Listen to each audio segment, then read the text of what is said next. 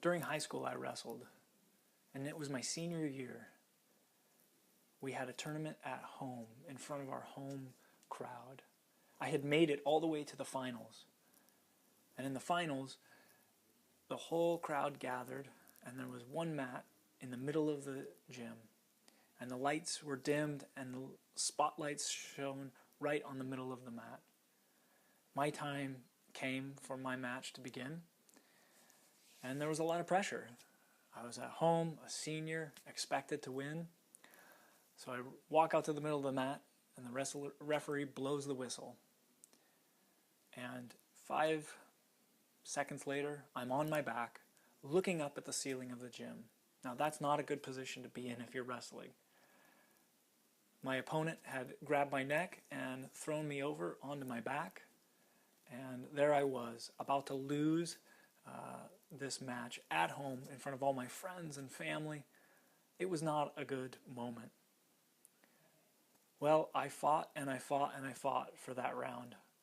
I fought so hard. I did not get pinned, thankfully, but I was done after the round was over and the ref let us up. I was spent. As I laid there, trying to work off of my back, I could hear the crowd screaming and shouting at me. Screams of, "Get up! What are you doing?" And all of that stuff just sort of drowned into nothing. It was just one big noise.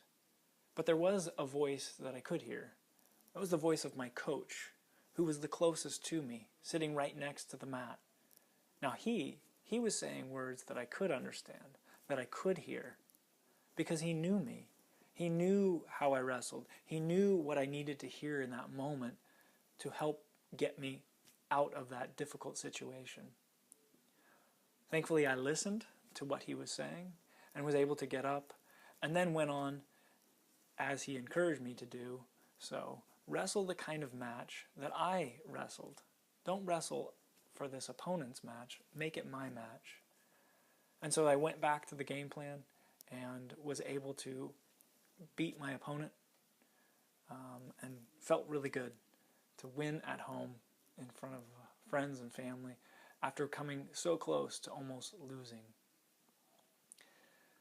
But the key here is, when we encourage, we want to encourage by getting close beside someone. We want to encourage by getting to know them, getting to know who they are, getting to know their character and their identity. It helps our encouragement be so much more effective. And so in this video, that's what I want to talk about. 3 simple ideas to get close beside someone. If we remember from the beginning, that's the idea of encouragement. Encouragement is about getting close beside someone, getting to know them, and then calling out the truths of their identity and their character so that they then have more heart and courage to face challenges that they're facing.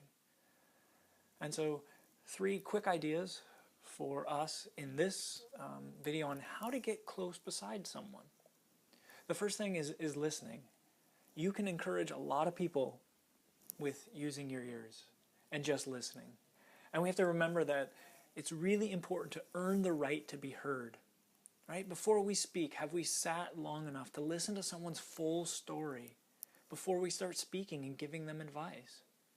Maybe you've had a situation like that before where someone just gives you advice and they haven't even heard the full story. They don't even know you well enough to know what the answer would be. Right? It doesn't feel good. It doesn't feel good to me. I usually run from those people. So earning the right to be heard is really important, and you earn the right to be heard by listening. People love to be listened to be able to share their story without judgment, share their emotions without shame and fear, talk about their victories, talk about their failures without criticism. This is really a sacred act.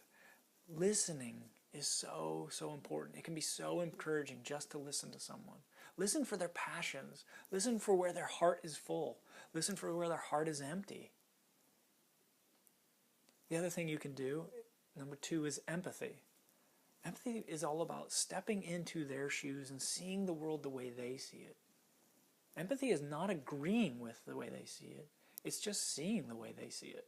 It's just trying to develop an understanding of why do they see the world this way. So important in terms of getting close beside someone. And the third thing is just learn how to ask great questions. Learn how to ask open and deep questions. Open-ended questions are questions like, how did you feel about that? Rather than a close-ended question, which is, do you feel bad? There's nowhere to go. Yes or no. A close-ended question is a yes or no question. Open-ended allows them to talk. It gives them space to answer more than just yes or no. Ask questions about what challenges they're facing. What resistance are they facing?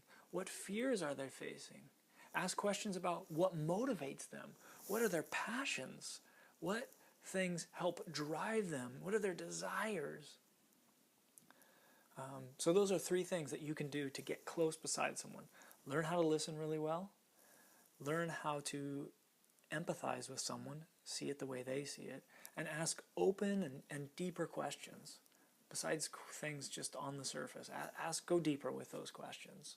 These are some ways that you can get close beside someone and get to know them. In the next video, we'll talk about how do we then call out these truths that will then put in courage to them.